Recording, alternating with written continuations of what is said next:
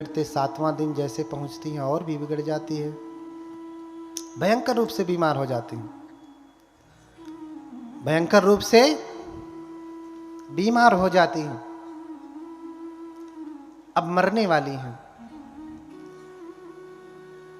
और कहते हैं कि 8वें दिन में माता महामाया अपने शरीर को त्याग देती हैं। अभी बच्चा 7 ही दिन का है, 7 दिन जैसे ही पूरा हुआ माता ने अपने शरीर को त्याग दिया। ये तो बच्चा कोई शुभ नहीं होगा ना। गांव में ऐसा बच्चा पैदा हो जाए तो लोग कहते हैं कि अरे ये तो भूत है, प्रेत है, पैदा होते ही अपनी माँ को खा गया। लड़की हो तो और बुरा हो जाता, ये तो डाइन है, पैदा होते खा गई, ऐसा कहते हैं ना। ये बड़ी गलत धारणा। सब लोग अपने अपना आयु संस्कार लेकर के आते हैं। किसी के जन्म लेने और मरने से मैं तो चाह रहा हूं आप मर जाएंगे नहीं ना। मर जाइए, आप मुझे चाहिए मैं मर जाऊं, मर जाता हूं, नहीं मर सकता। मुझे जब मरना है मैं तभी मरूंगा। आपके चाहने न चाहने से मरने वाला नहीं। मेरे शुभ अशुभ का आपके ऊपर प्रभाव पड़ने वाला नहीं। 7 दिन के बाद ही माता अपने शरीर को त्याग देती है, मर जाती है और कहते हैं देवलोक में चली जाती है मरने के बाद। क्योंकि अभिधर्म का उपदेश, बुद्ध का जो त्रिपिटक है, सूत्र विनय अभिधम, सूत्र विनय का उपदेश तो धरती पे हुआ है, अभिधर्म का उपदेश धरती पे नहीं हुआ है। अपनी माता को बाद में जब बुद्ध बनते हैं तो उपदेश देते हैं और फिर संकिसा उतरते हैं। आगे की कथा में बताऊंगा। देवलोक चली जाती हैं। अब ये प्रश्न होगा, सुतस्य किम कारणम यदि सर्वज्ञ मातारम चरमे 7वें दिवसे माता जहति जीवितम। इसका कारण क्या है कि 7 ही दिन के बाद माता मर जाती है? बताइए। अगर बच्चा बुरा नहीं है तो माँ क्यों मर गई भाई? अगर बच्चा पुण्यवान है तो माँ को जीना चाहिए, लेकिन माँ जीती नहीं। चरमे 7वें दिवसे माता जहति जीवितम। 7वें दिन माता मर जाती है, शरीर छोड़ देती हैं। कारण क्या है? क्यों? क्योंकि जिस गर्भ में बोधिसत्व निवास करते हैं वो गर्भ चैत्य की भांति पावन होता है। अब वो दूसरे किसी के रहने के अयोग्य हो जाता है। अगर माँ जीवित रही तो फिर से कोई ना कोई उस गर्भ में आएगा और माता की कुक्षी जो है, गर्भ जो है, वो फिर उतना पावन नहीं रह जाएगा। इसीलिए मात्र 7 दिन में ही माता महामाया शरीर छोड़ करके चली जाती हैं। वर्णन मिलता है जितने भी बुद्ध होते हैं सबकी माताएं ऐसे ही होते हैं, 7वें दिन में शरीर छोड़ देती हैं। 7वें दिन के बाद वो नहीं रहती। तो अपनी जिम्मेदारी अपनी बहन को, प्रजापति गौतमी को दे करके गई। मरने के बाद प्रजापति गौतमी ने ही संभाला, क्योंकि जीते समय जिम्मेदारी दी, बुलाया, कहा मेरी बहन मैं जानती हूं कि मेरे मरने के बाद तू मेरे बेटे का मुझसे भी कहीं ज्यादा ध्यान रखेगी। तू मेरे बेटे के लिए मां से भी बढ़ करके भी होगी। तभी से एक कहावत कही गई, माई मुए मौसी। कल बताया था ना एक कहावत, कल एक कहावत बताया था ना, आज दूसरी बता रहा हूं, माई मुए मौसी जिए। कल बताऊंगा कि पतली गली से हाँ निकल जा, है ना। तो मौसी को जिम्मेदारी देके गई। अब ये घटना असित ऋषि को पता चलती है। असित ऋषि जो शाक्यों के कुल ऋषि हैं, असित काल देवल नाम है उनका, महारिद्धिवान है, रिद्धि सिद्धि संपन्न है। और देखते हैं कि देवलोक में कोलाहल हो रहा है। ऋषि क्या देखते हैं? देवलोक में कोलाहल हो रहा है। कौन से देवलोक में? चूंकि साक्यों के ऋषि परम सामर्थ्यवान हैं, रिद्धि बल से देख रहे हैं कि देवलोक में इतना बैंड बाजा क्यों बज रहा है, लोग नाच क्यों रहे हैं, नाच भी कैसे रहे हैं। अच्छा, आपने कभी किसी को देखा है कि शर्ट निकाल के ऐसे ऐसे ऐसे घुमा घुमा के नाचता है? देखा है? कहां से सीखा?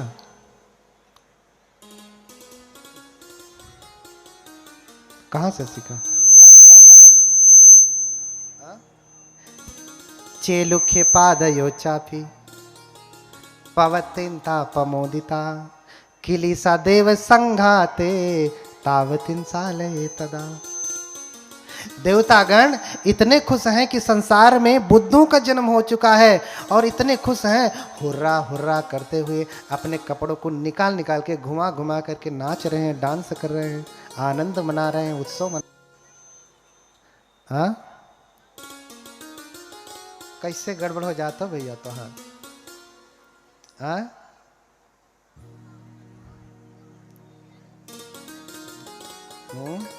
इतने लोगों के धर्म में बाधा ना पड़े, नहीं तो बड़ी बाधा हो सकती है। हाँ?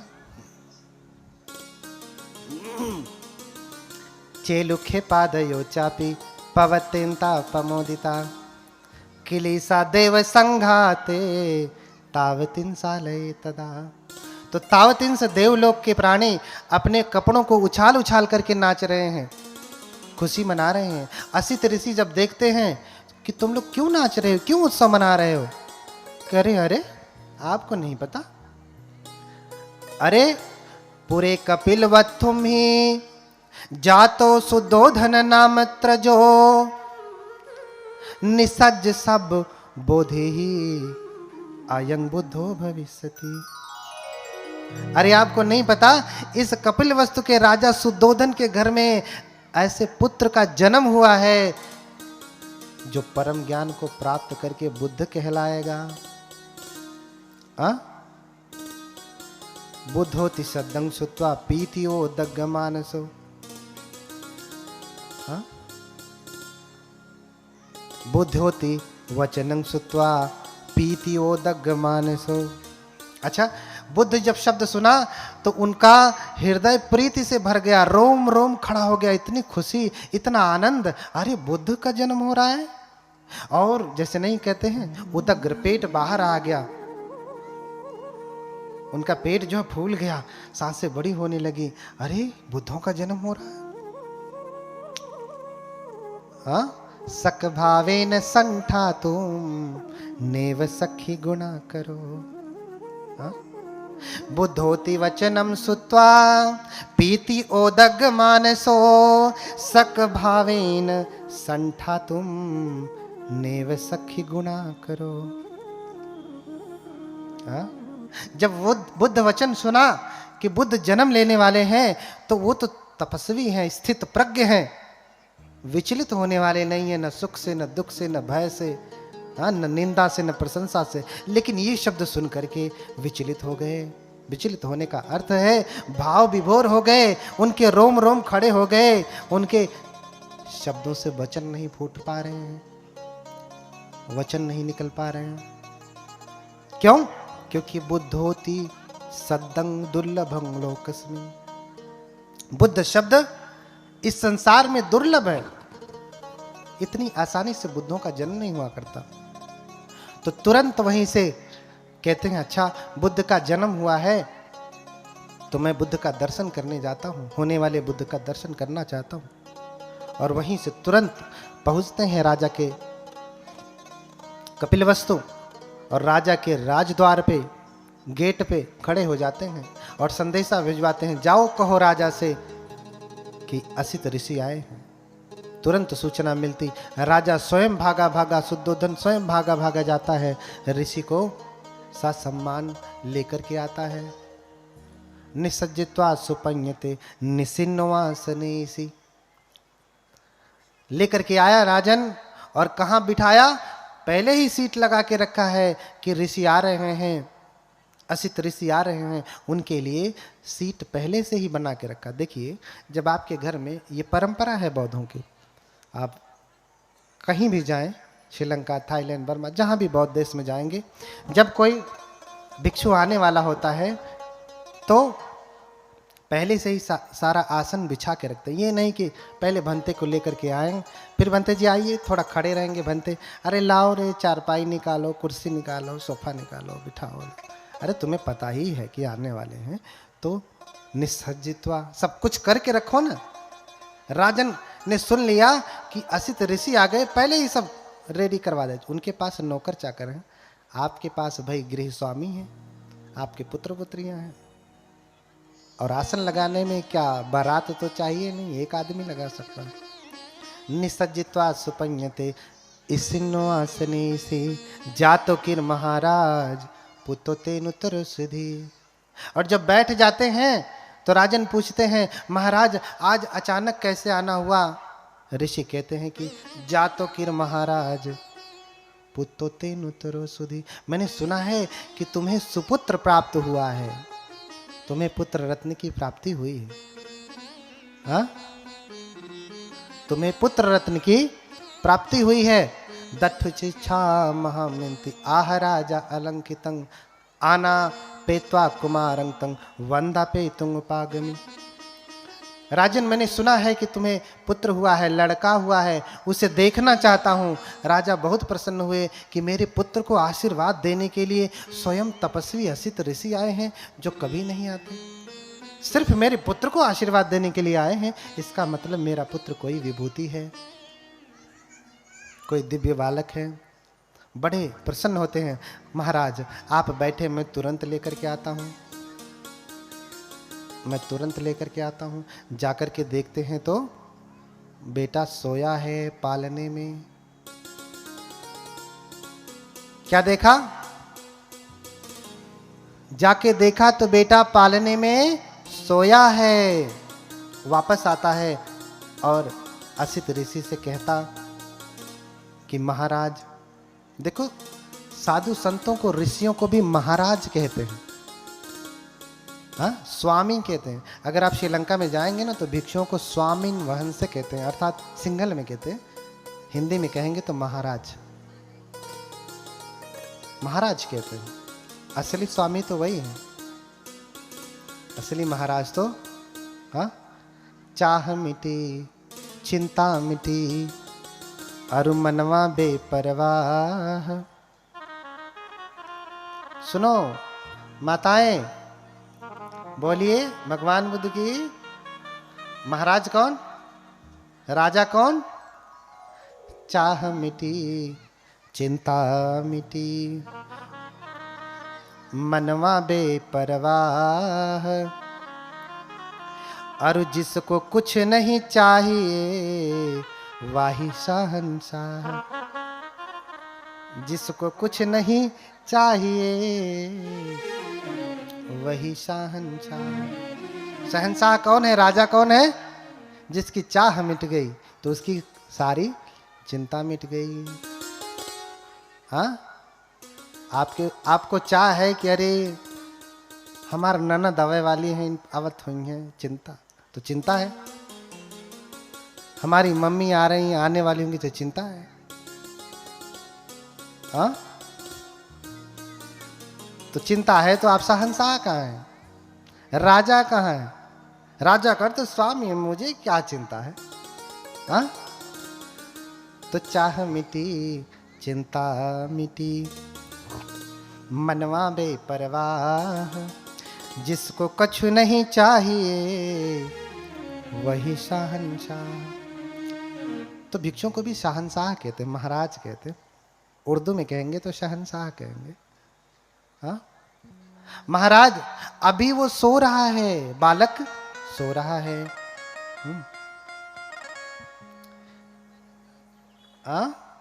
राजन नहीं सुप्तति एष विभूति राजन।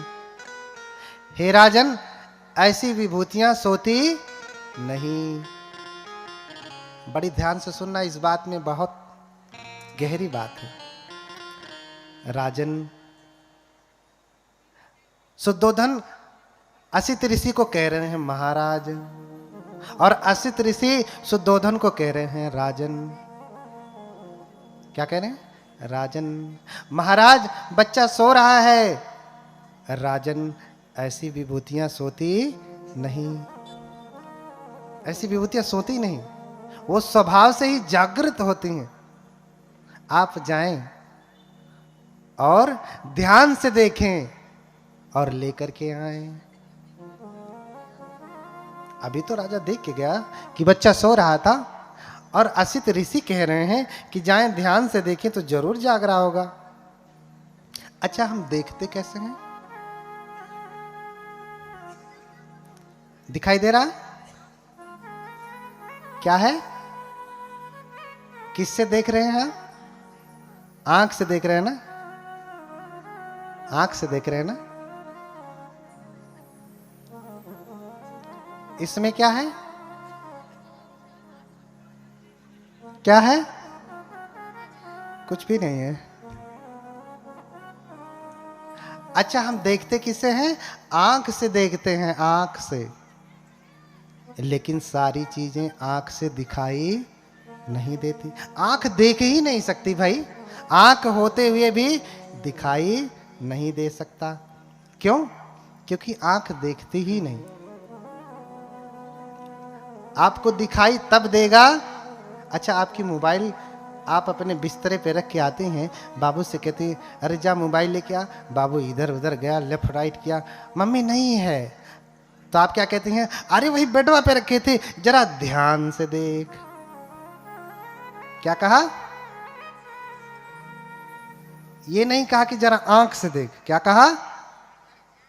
ध्यान से देख। तो दिखाई आंखों से नहीं देता, किससे देता है? ध्यान से। आप ध्यान करते हैं? हाँ, ध्यान करते हैं? बताइए कितने लोग ध्यान करते हैं? हाँ, कितने लोग ध्यान करते हैं? कोई नहीं ध्यान कर रहा। लेकिन जब आपको अपना स्वार्थ सिद्ध करना होता है तब आप ध्यान करते हैं। और ये सुइया तो यहीं गिरल, आंख से तो देख लिए लेकिन अभी दिखाई नहीं दिया, तो फिर कैसे देखते हैं? अरे ध्यान से देखो, यहीं गिरी थी। आंख से नहीं दिखाई देता, किससे दिखाई देता है? ध्यान से दिखाई देता है। इसलिए ध्यान से ही सब कुछ सिद्ध होता है। भगवान बुद्ध हमेशा ध्यान ही करते हैं। लोग कहते हैं अखियां बंद करके का देखते हैं? भैया तू तो अखियां खोल के सुई नहीं देख पाते हो। हा? क्यों? क्योंकि दिखाई तो ध्यान से ही देता है। कहीं अरे वो तो आंख बंद करके बैठल हूं, का देखी है? आंख जेकर खुलल रही हुए न देखी। यही ना कहती है गौवा में, वो कौन भगवान हो आंख बंद करके ऐसे बैठल हो? अरे आंख बंद करके ही वो देख पाते हैं। जो आप नहीं देख सकती वो भगवान देखते हैं। बोलिए भगवान बुद्ध की। तो राजन जाए, ऐसी विभूतियां सोती नहीं, स्वभाव से जागृत होती हैं। अभी आपने आंख से देखा है, जरा ध्यान से देखिए। अब राजन जाके देखते हैं, जब सच में अभी तो आंख से देखा था, अब ध्यान से देखें तो बेटा न हाथ हिला रहा है न पांव हिला रहा है, ऐसे चुपचाप लेटा है लेकिन सो नहीं रहा। अच्छा, बच्चे को आपने देखा होगा, जब तक जाग रहा है वो शांति से सोता है।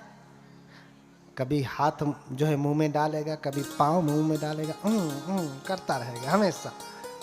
क्या करेगा? हाथ पांव हिलाता रहेगा, क्या क्या करता रहेगा। शांति से एक भी मिनट बैठता है? ऐसा क्यों होता है? क्योंकि बचपन से ही उसके ऊपर संस्कारों का इतना लेप है। इस पूरे जगत में आकर के ऐसे ही दौड़ता रहेगा, हिलता डोलता रहेगा, शांत रहने वाला नहीं है। लेकिन ये ऐसे हैं कि बचपन से ही शांत हैं, सारे विकारों से रहित हैं, इसलिए लेटे हैं तो कोई हरकत नहीं, कोई सांसारिक संस्कार है ही नहीं, तो क्यों हाथ पांव चलाएंगे भैया? सारे विकारों से रहित हैं, इसलिए चुपचाप लेटे। हाथ क्यों हिलाएं भैया? नहीं हिलाते। तो ध्यान से देखिए कि हाथ पांव सब कुछ शांत है, लेकिन लेटे हैं, सिर्फ पलकें झपका रहे हैं ऐसे ऐसे ऐसे।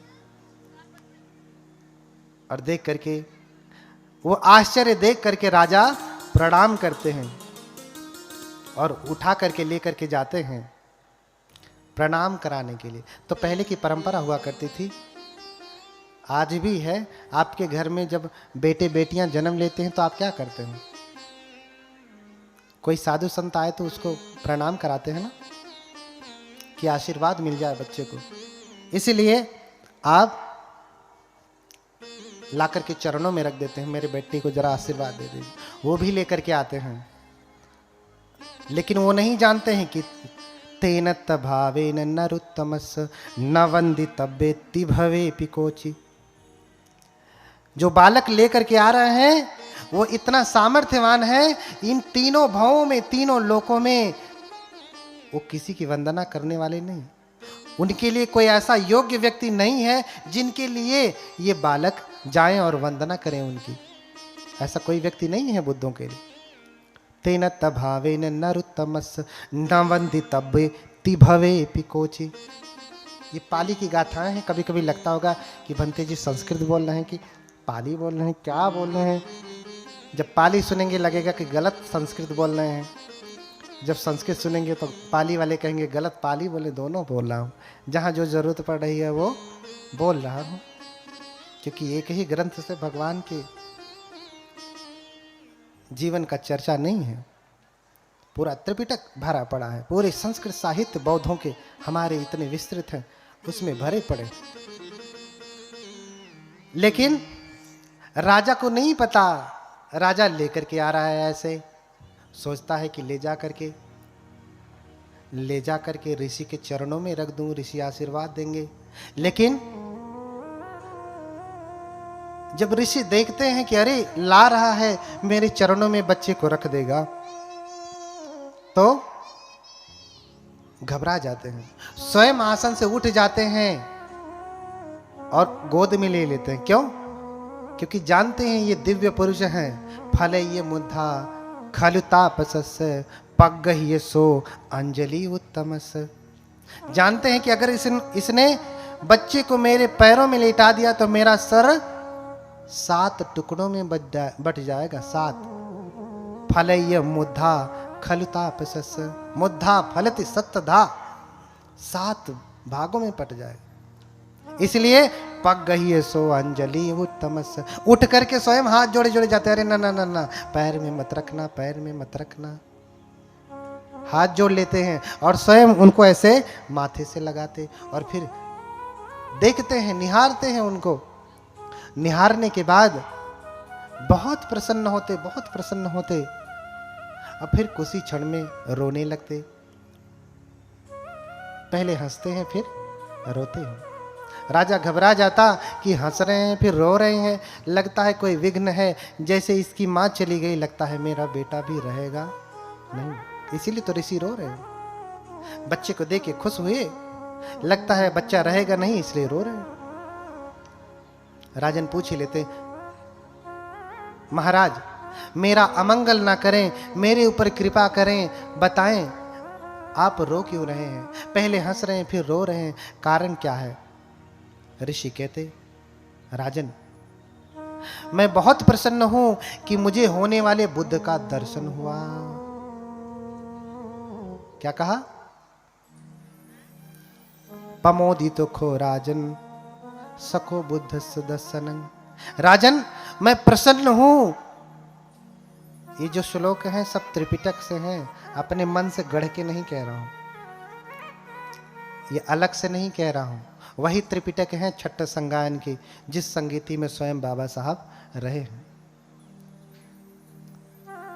मैं इसलिए प्रसन्न हूं कि मैं बुद्ध का दर्शन कर पाया, और दुखी इसलिए हूं कि मेरा समय आ गया। मैं 80 वर्ष से अधिक हो चुका हूं, अब मैं अधिक दिन नहीं रहूंगा। जब ये बालक बुद्ध बनेगा तब तक मैं रहूंगा नहीं, इसलिए रो रहा हूं, इसलिए रो रहा हूं। राजन समझ जाते और फिर ऋषि से चर्चा करते। हालांकि पहले वाले जो ब्राह्मण थे उन्होंने भी चर्चा किया था कि या तो बुद्ध होंगे या फिर चक्रवर्ती राजा होंगे, तो सातों ब्राह्मणों की बात मान लिया था, कहा कौंडिन्य को भगा दिया, सातों की बात मान लिया। अरे अरे ये छोटा है, बच्चा है, अभी कम उम्र का है, कुछ जानता नहीं। अक्सर लोग आयु से किसी को योग्य सन्यासी मानते हैं, ऐसा है ना। लेकिन बौद्ध धर्म में आयु से कोई योग्य सन्यासी नहीं होता, कि कोई जवान है तो छोटा है और कोई बूढ़ा हो गया तो बड़ा, ऐसा नहीं। आयु से कोई बड़ा नहीं होता। सन्यास कब से लिया है, प्रवज्ञा कब से ली है, तब से वो बड़ा होता है। और विशेष रूप से जब से उपसंपदा होती है तब से उसकी आयु गिनी जाती है। इसलिए बहुत सारे भिक्षु आप देखते होंगे उम्र में, जैसे कल ही मैं एक भंते बूढ़े वाले आए, मैंने उनको प्रणाम नहीं किया, क्योंकि अभी ऐसे चीवर पहना, 2-4 साल हुए उनको, और उनकी उपसंपदा भी नहीं हुई। एक तो सन्यासी मुझसे बाद बने हैं, दूसरे उनकी उपसंपदा ही नहीं हुई है, यानी प्रमाणित ही नहीं हुए हैं कि ये भिक्षु हैं, मुझसे छोटे ही हैं। मैंने प्रणाम नहीं किया तो एक उपासक कह रहे, अरे ये बड़े अहंकारी लगते हैं, इन्होंने प्रणाम नहीं किया। बड़े बूढ़े बुजुर्ग हैं, उनको प्रणाम करना चाहिए उठकर। हमने कहा शरीर को प्रणाम थोड़ी नहीं होता है। मुझसे नहीं कहा, उपासकों से कहा, उपासकों ने बाद में कहा। हमने कहा इस शरीर को प्रणाम थोड़ी नहीं होता, क्या इस चमड़ी को प्रणाम करेंगे, क्या है इसमें? अब इसे काट के रख दीजिए तो 10 मिनट बाद बदबू आने लगेगी, इसको प्रणाम करेंगे? नहीं ना, कि ये शरीर थोड़ा जवान है, इसको प्रणाम कर लेता हूं, ये बूढ़ा है, हाँ? ऐसा नहीं, शरीर को प्रणाम नहीं होता है। तपश्चर्या को, सन्यास को प्रणाम होता है कि कितने अधिक समय तक इसने अपने प्रवज्ञा का जीवन जिया है, सन्यास का जीवन जिया है, कितने समय पहले से इसने काम भोग का जीवन छोड़ा है। और जो बचपन से गृह त्यागी है, उस सन्यासी की महिमा का कहना ही क्या। यहाँ जो देख रहे हैं ना, सब गृह त्यागी बचपन से बैठे हैं। हमारे 2 भंते बैठे हैं, एक और कहीं पे इधर उधर होंगे, जो अभी गीत गा रहे थे, बचपन से हैं। और बचपन के सन्यासी का तेज ज़्यादा होता है, उसका सामर्थ्य ज़्यादा होता है, उसका गुस्सा भी अगर हो गया ना तो कोई बचा नहीं पाएगा। सही सन्यासी है तब मस्ती करने वाला, ऊट पटांग करने वाला है तो कुछ असर होने वाला नहीं। इसलिए जब आप आते हैं तो क्या कहते हैं, ओकाश वंदामि भंते द्वारतेन मया कत्तं सब्बंग अपराधं खमतु मे भंते। ये कहते हैं ना, हे भंते ओकाश दीजिए, समय दीजिए, मेरे द्वारतयेन, तीनों द्वारों से, काया वाचा और मन से जो भी अपराध हुए हैं, खमतु मे भंते, भंते क्षमा करें। मैंने काया वाणी और मन से जो भी अपराध किया है, हे भंते समय दे मुझे, मेरे ऊपर कृपा करें, मेरे सभी अपराधों को क्या करें, क्षमा करें। तो भिक्षु क्या कहते हैं, खम्मामी खम्मामी खम्मामी, क्षमा करता हूँ, क्षमा करता हूँ, क्षमा करता हूँ। अभिवादनशील सनिच्चं वड्ढा पचाए। हाँ, जो अभिवादनशील है उसकी 4 चीजें बढ़ती हैं, आयु, वर्ण अर्थात सौंदर्य, सुख और बल, आशीर्वाद देते हैं। हाँ, अब आप सोचो, आप भिक्षुओं के पास आते हैं पाप छुड़ाने, पाप कटाने, अपराध की माफी मांगने। अगर वो आपके अपराध को क्षमा कर सकता तो सोचो जब गुस्सा हुआ तो क्या करेगा? हाँ, आपका अपराध काटने की क्षमता रखता है तो फिर जिस दिन गुस्सा हुआ तो क्या करेगा? कितने अपराध लाद देगा, इसकी गणना है नहीं। और उसमें भी जब बचपन से सन्यासी है, प्रवज्जित है, भिक्षु है, तो उसका कहना ही क्या।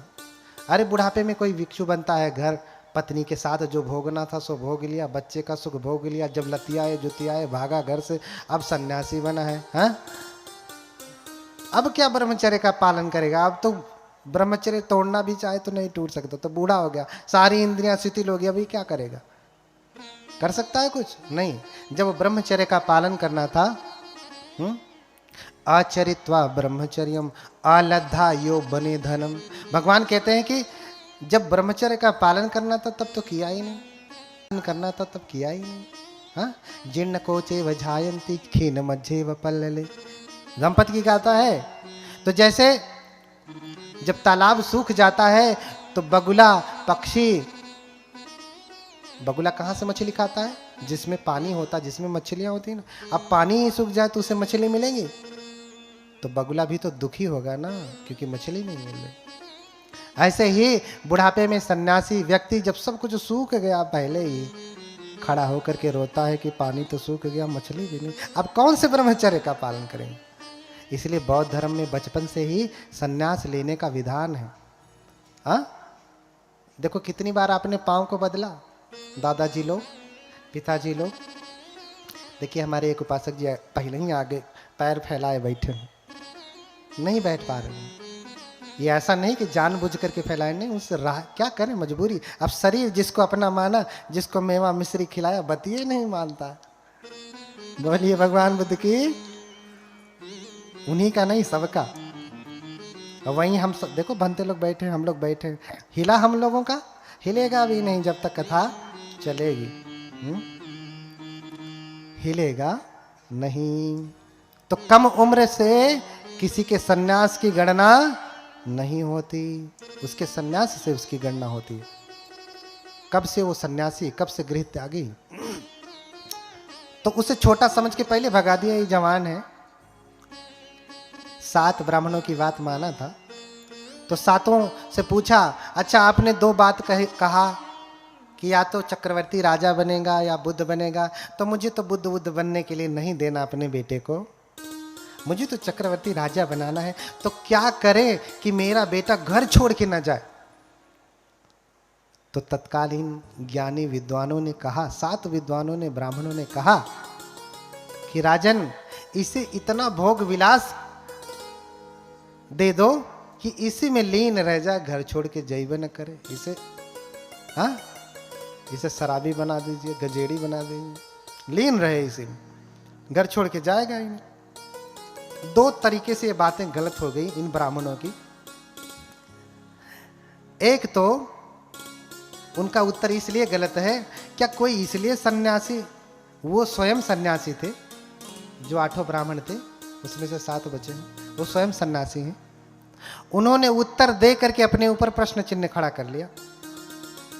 उन्होंने क्या कहा, राजन अपने बेटे को इतना सुख भोग दीजिएगा, इतना भोग विलास दीजिएगा, वो घर छोड़ेगा ही नहीं।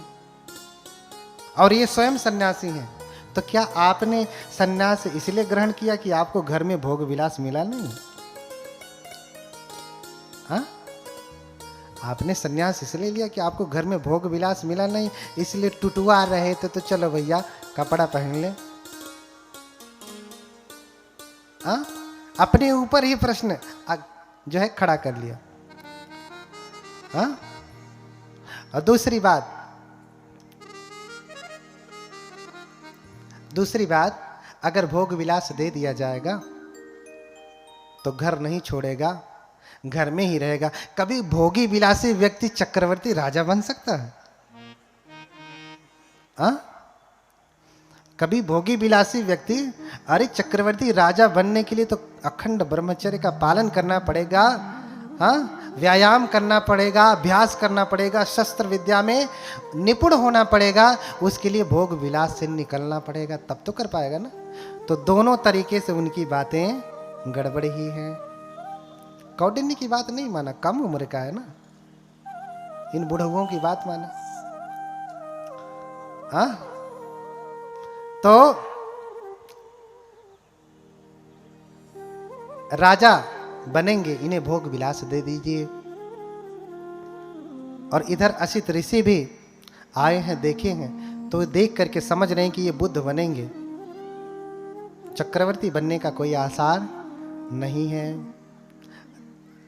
असित ऋषि चले जाते, राजन इनकी परवरिश करने लगता, ये धीरे धीरे बड़े होने लगते, सारे भोग विलास की सुविधा दे देते।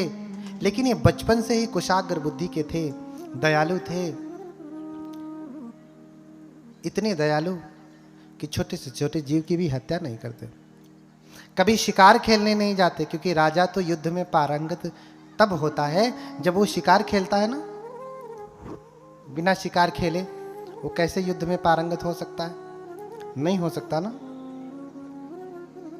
लेकिन बिना किसी जीव को मारे 16 कलाओं में निपुण हुए। कौन? राजा के पुत्र। अब इनकी कामनाएं पूरी हो रही हैं। इतने लंबे समय की अभिलाषा थी जो पूरी हुई, इसलिए नामकरण विशेष रूप से नहीं हुआ। अभिलाषाएं इनकी पूरी हो गई थी, इसलिए इनका नाम ही पड़ गया था सिद्धार्थ। सिद्धार्थ का अर्थ होता है सिद्ध अर्थ। अर्थ की सिद्धि होना, कामनाओं की पूर्ति हो जाना, अभिलाषा का पूरा हो जाना। अभी अभिलाषाओं की पूर्ति हो रही। 16 कलाओं में निपुण हो गए, विवाह भी हो गया। समय अधिक नहीं है, इसलिए